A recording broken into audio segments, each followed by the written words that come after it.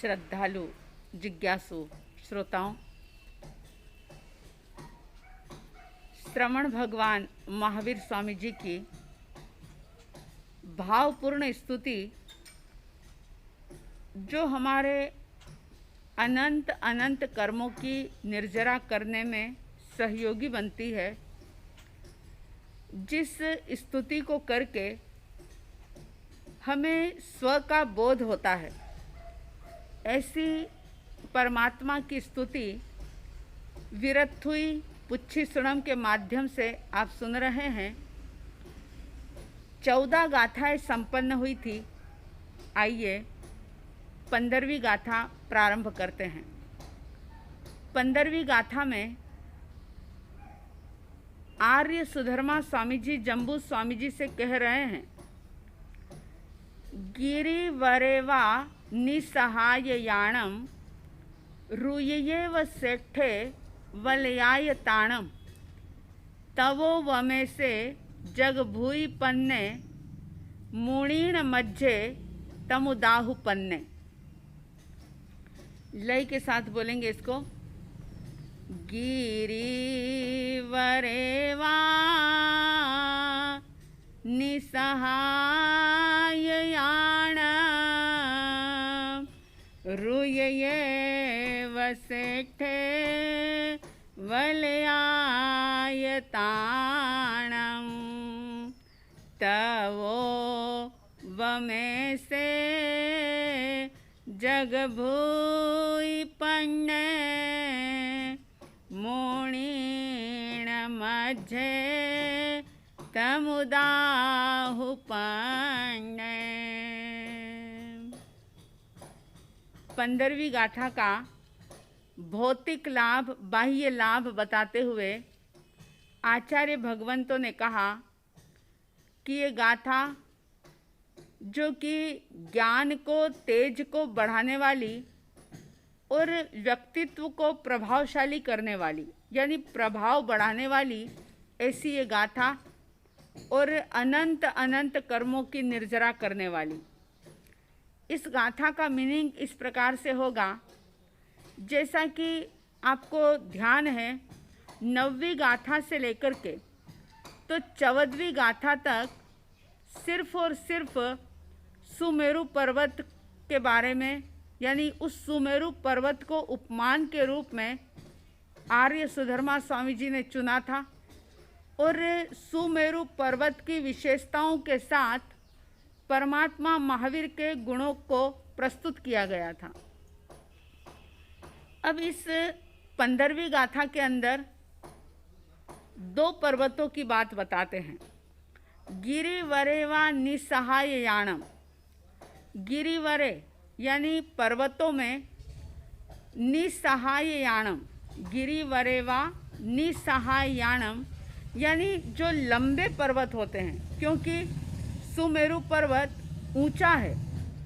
कोई पर्वत गोल होते हैं, कोई लंबे होते हैं, कोई ऊंचे होते हैं। तो अब तक जो बात हो रही थी सुमेरु पर्वत के बारे में, वो पर्वत लंबाई में बहुत ऊंचा था, जैसा कि आपने सुना था 1 लाख योजन का।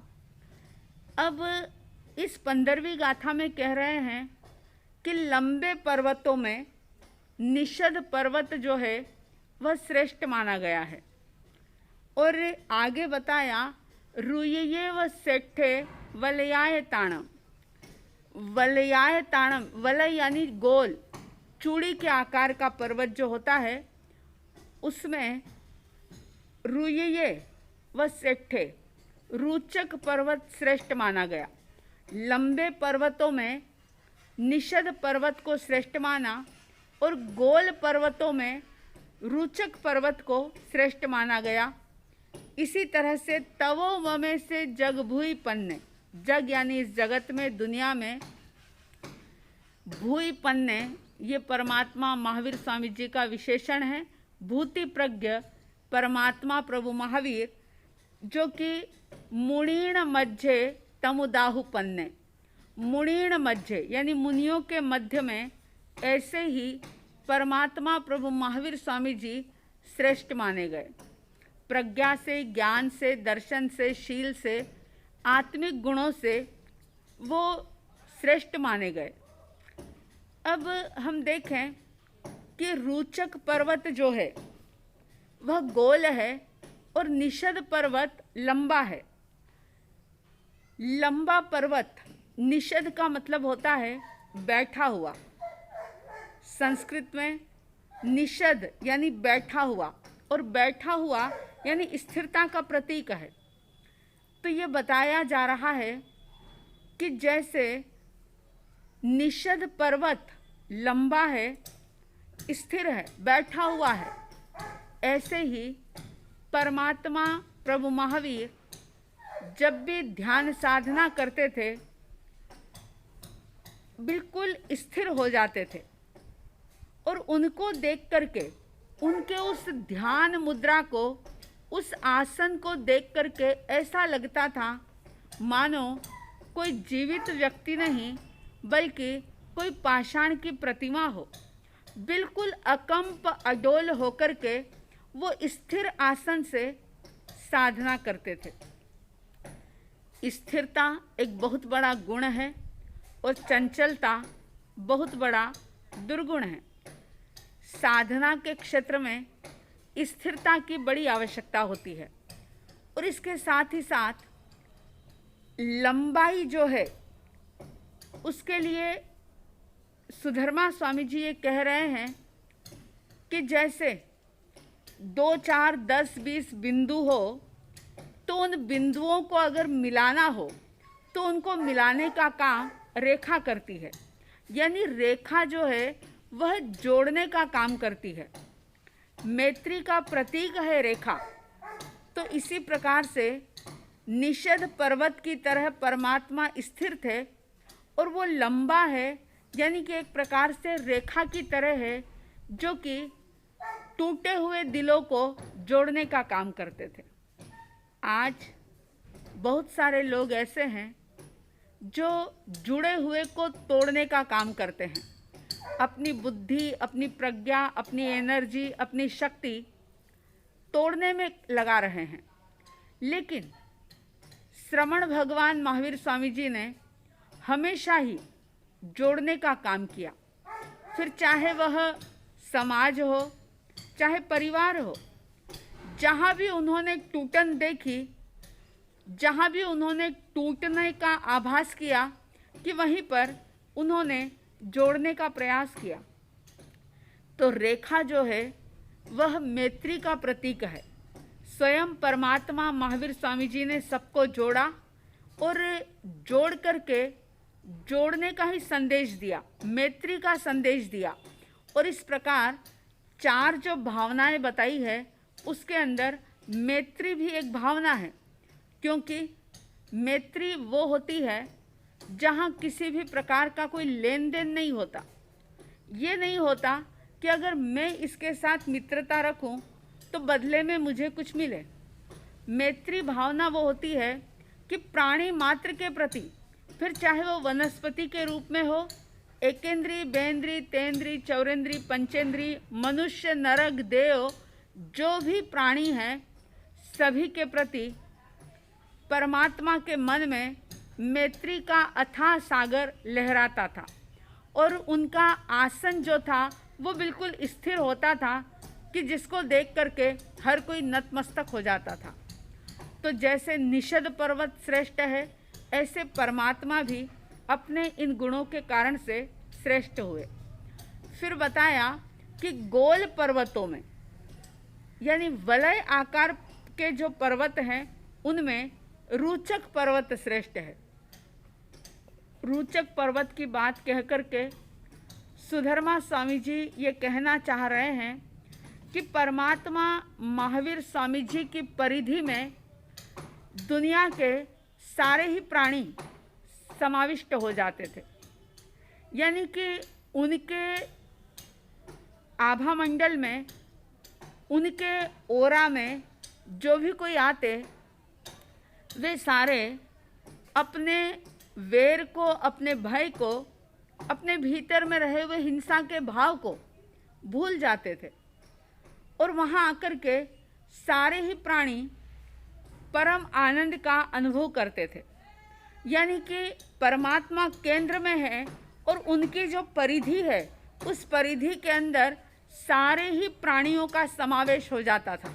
फिर चाहे वह चंडकोशिक भी क्यों ना हो, चाहे वह शूलपाणी यक्ष जैसा यक्ष क्यों ना हो, जिसने हजारों लोगों को मौत के घाट उतार दिया, सारे ही लोग उससे भयभीत, लेकिन परमात्मा महावीर स्वामी जी ने उसका भी उद्धार कर दिया। उन्होंने ये नहीं देखा कि ये मेरे लिए उपकारी है या अपकारी है, इसने मेरे साथ अच्छा किया है या बुरा किया है। वो तो एकमात्र बस दया और करुणा बहाते चले जा रहे थे और करुणा का ऐसा ओवरफ्लो हो रहा था। यही तो कारण था कि केवल ज्ञान हो जाने के बाद भी, सब कुछ पा लेने के बाद परमात्मा समाज के बीच में आ जाते हैं, लोगों के बीच में आ जाते हैं। इसलिए आ जाते हैं कि वो ये सीक्रेट बताते हैं कि मैंने जो आनंद पाया, उस आनंद के स्वामी, उस आनंद के अधिकारी तुम भी हो। तुम भी इस मार्ग से चलो तो तुम्हें भी उस परम आनंद का, परम शांति का अनुभव होगा। व्यवहारिक जगत में आप देखो कि कोई भी व्यक्ति, चाहे वो बिजनेसमैन हो, चाहे वो वैज्ञानिक हो, चाहे वो कोई भी क्यों ना हो, जल्दी से कोई अपना सीक्रेट बताता नहीं।